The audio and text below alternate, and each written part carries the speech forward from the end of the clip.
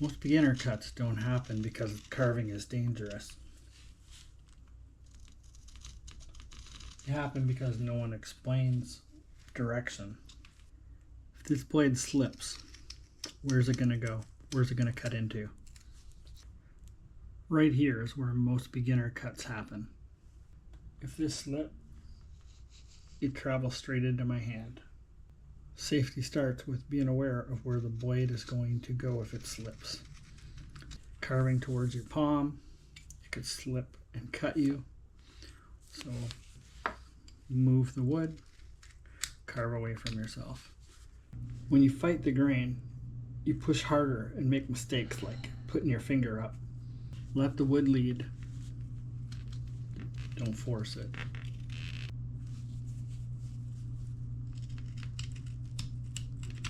If the blade goes into the open air, you're safe.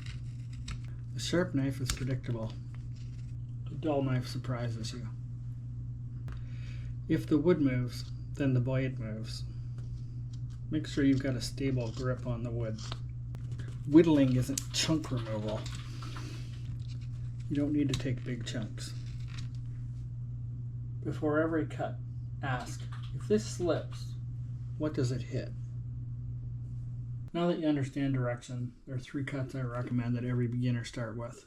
First is the thumb-assisted push cut. The thumb-assisted push cut. Notice that my thumb is driving this as well, and I'm levering the blade off of my thumb.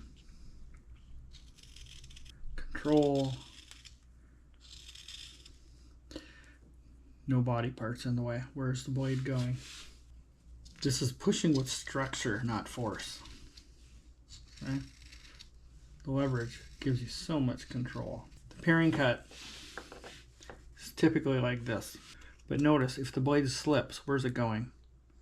If I slid my finger up here, would not be good. I do, 99% of the time, use this thumb guard, which I absolutely love, just as an extra safety measure. It's bigger and awkward though, because it tends to end up in the line of the blade, but it's pretty thick leather, so it also doubles. So if you can't get your thumb out of the way, get a thumb protector.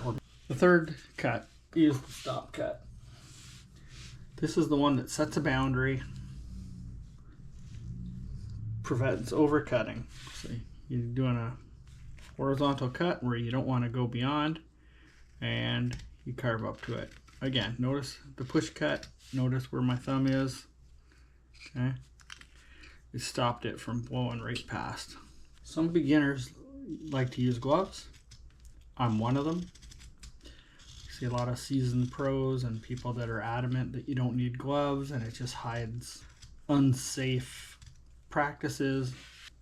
I'm all about trying to make sure you're doing safe cuts, but it takes absolutely nothing to distract you for half a second and then you slip. And this is just, it's not foolproof. They're slice proof, they're not stab proof.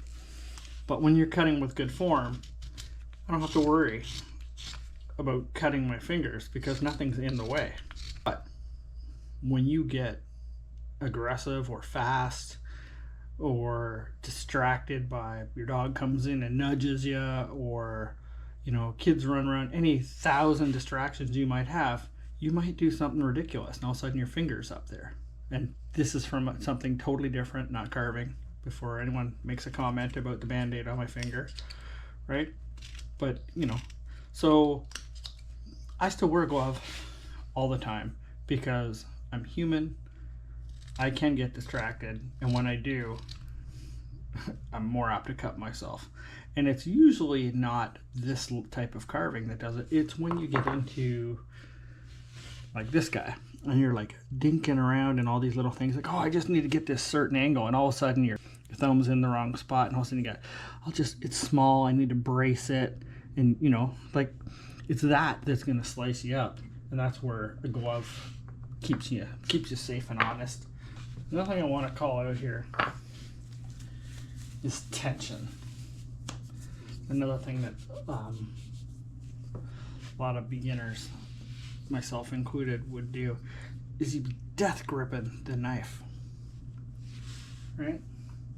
If you grip too tight, your cuts get jerky. If you rush, you can, if you're rushing, you're not listening to the feedback of the wood. Right? So don't death grip your knife. If you find yourself squeezing it and white knuckling the knife, just relax. You don't need that kind of grip on your knife. In fact, my knife is just being held lightly here, and it's my thumb that's pushing the blade.